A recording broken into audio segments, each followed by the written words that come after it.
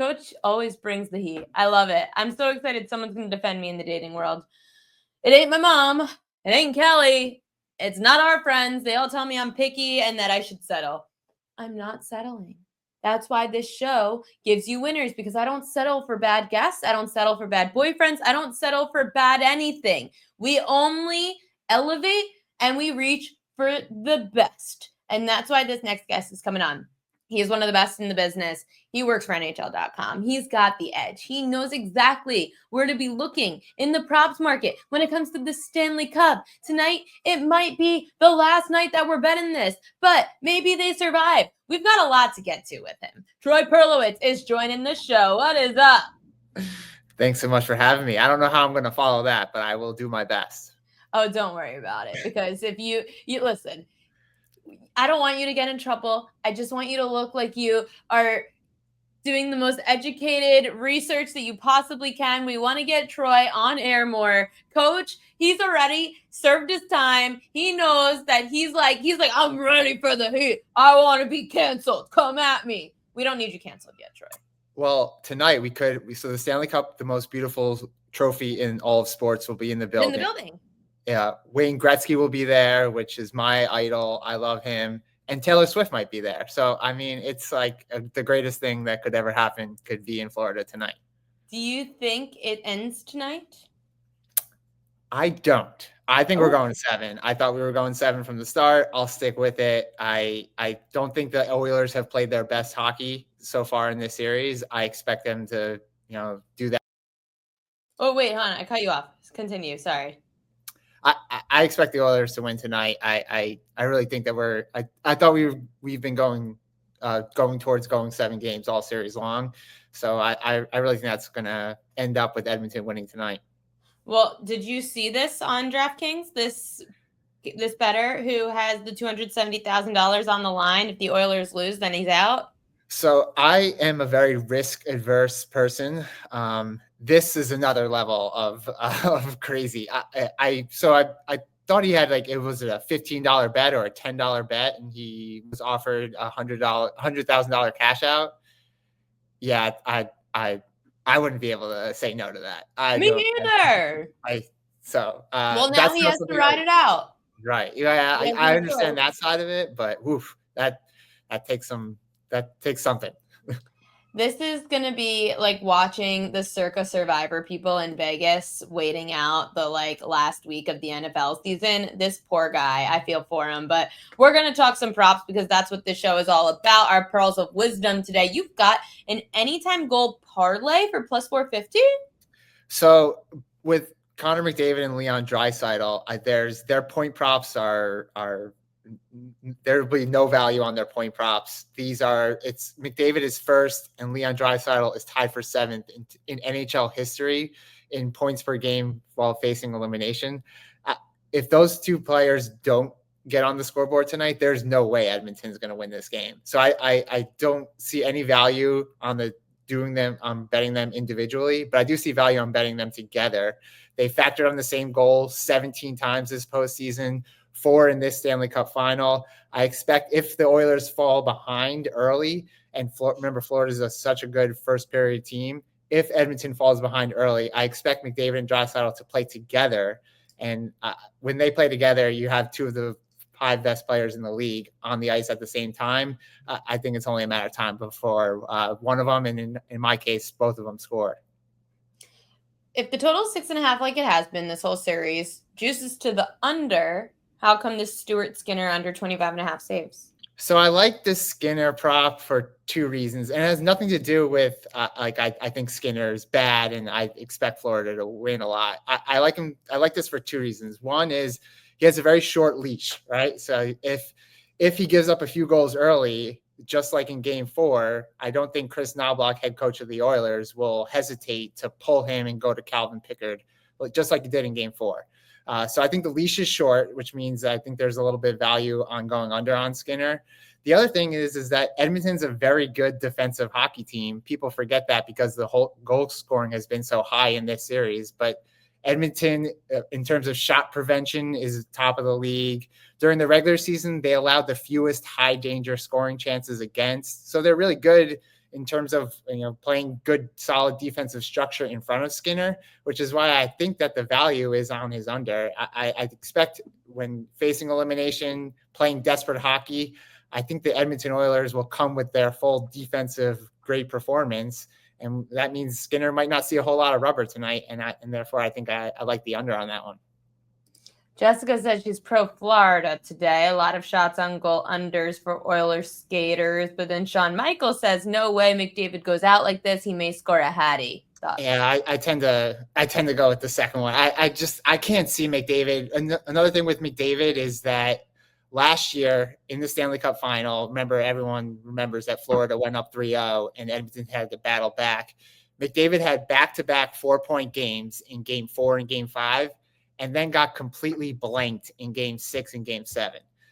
I just think that he's had to hear about that for an entire year. There's just no way that he hasn't heard any of that. There's no way that he's not going to respond to that. He's the best player in the league. I tend to think that McDavid is about to pop off. The scoring chances have been there. He scored his first goal of the series in Game 5. He also missed another one from point blank and hit the post. He could have easily had a hat trick in that game. Problem for the Oilers is that they're just giving up too many goals. And, even if he had a hat trick in the last game, they're still going to lose that game 4-3. Evander Kane over 4.5 hits at +110. Yeah, I thought that was pretty good value and an interesting prop. Evander Kane, we've seen him. He had 17 hits in the first 2 games of the series, 21 hits in the first 3 games of the series. He's a physical hockey player with a little bit of a short fuse, which we saw in Game 3 when he got 16 minutes of penalty minutes. But if he plays under control and he brings a physical presence, you're going to see Evander Kane start the game alongside Leon Draisaitl on their second line. I think it's really important for him to be physical and to allow Leon Draisaitl some space to get the puck on his stick and hopefully score more goals for the Oilers. So if Evander Kane, I think it's set up for the Oilers. If they want to be successful tonight, they're going to have to hit a lot more than they did in game 5 when they were held to only 25 hits. They're going to have to be a little bit more physical than that. And Evander Kane's the start of that.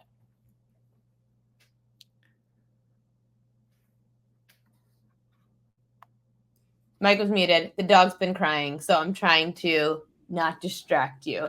Aleksander Barkov over 2.5 shots on goal, +170. I like the value here, and I love this market. So why Barkov?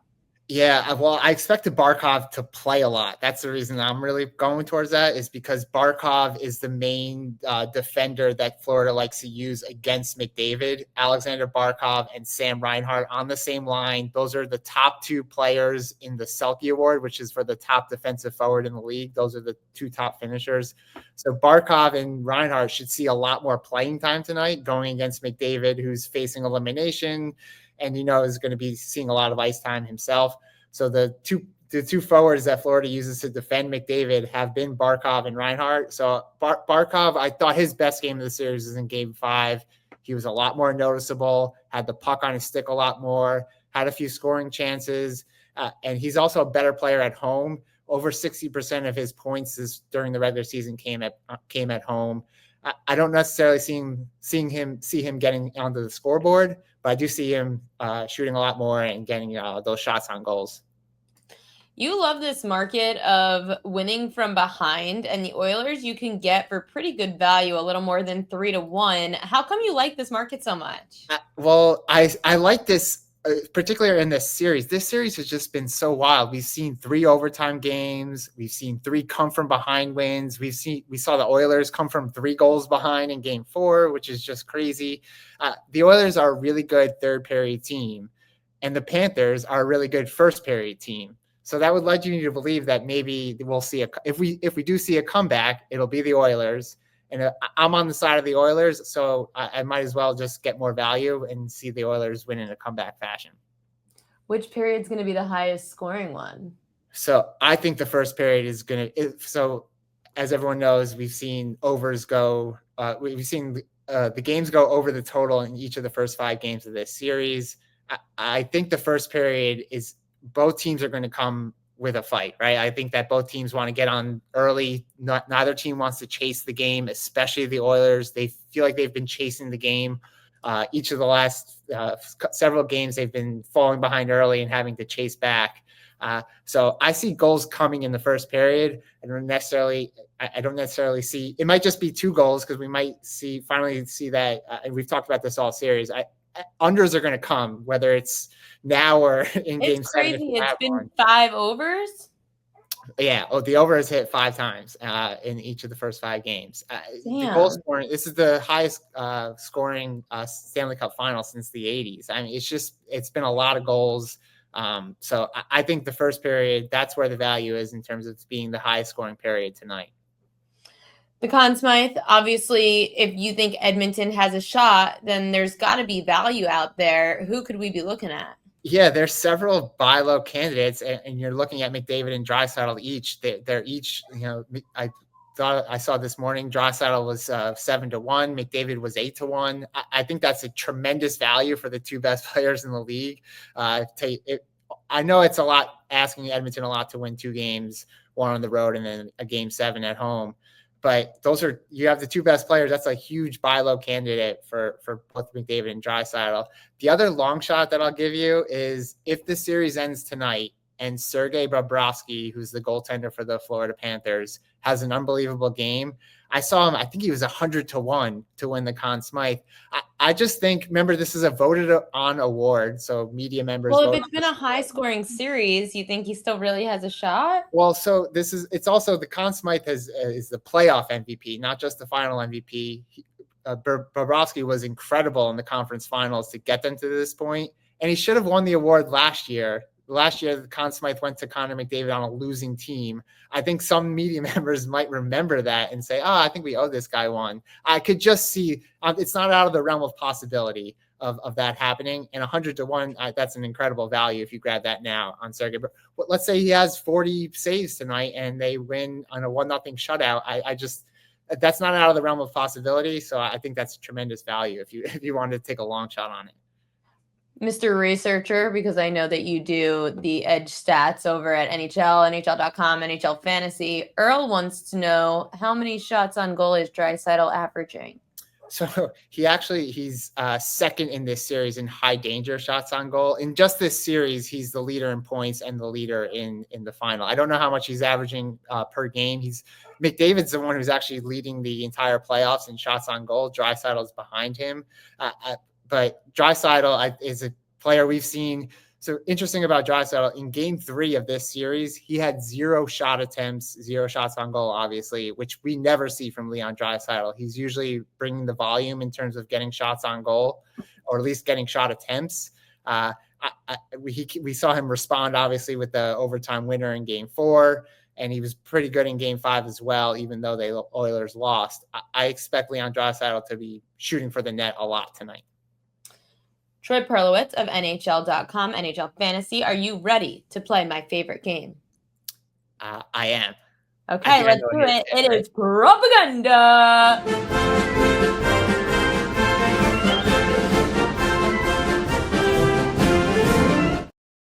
These are your most bet on props of the game. Brad Marchand to score an anytime goal. Connor McDavid to score an anytime goal. Brad Marchand to score the first goal. McDavid under 1.5 points. No goal in the first 10 minutes.